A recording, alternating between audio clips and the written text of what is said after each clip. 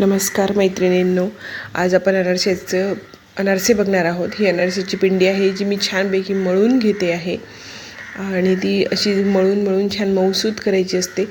म्हणजे मग तुपाचा हात लावायचा, गरज पडली तरच दुधाचा हात लावायचा, नाहीतर काहीही गरज नाही आहे। ही मी तयार केलेली पिंडी आहे आणि तुम्ही बघू शकता किती छान मऊसूत आहे। आता एका प्लेटमध्ये मी तीळ आणि खसखस एकत्र केलेली आहे आणि 2 बोटांनी, म्हणजे माझी ही पद्धत आहे थापण्याची, 2 बोटांनी मी अशी गोल गोल गोल गोल गोल गोल ती थापत असते, करत असते।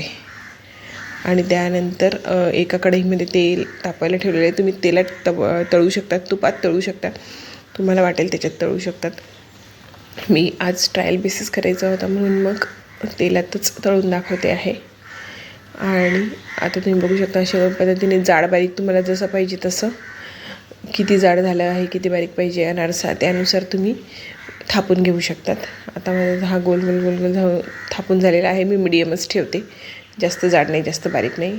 आता मी तो तेलात टाकलेला आहे आणि आता आपण त्याला मीडियम आचेवर, मंद नाही मीडियम आचेवर तळून घेऊ।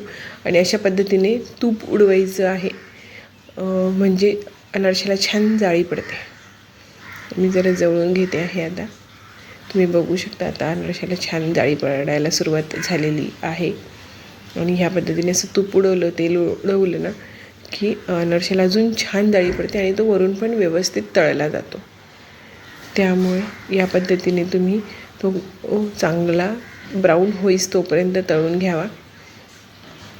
बघू शकता तुम्ही हळूहळू हळूहळू अनारसा तळायला थोडासा वेळ जातो, खूप लवकर ते तळले नाही जात, कारण ते मीडियम आचेवरच असतात। त्यामुळे हळूहळू तो ब्राऊन व्हायला सुरुवात झालेली आहे आणि आता व्यवस्थित पद्धतीने तो ब्राऊन झालेला आहे।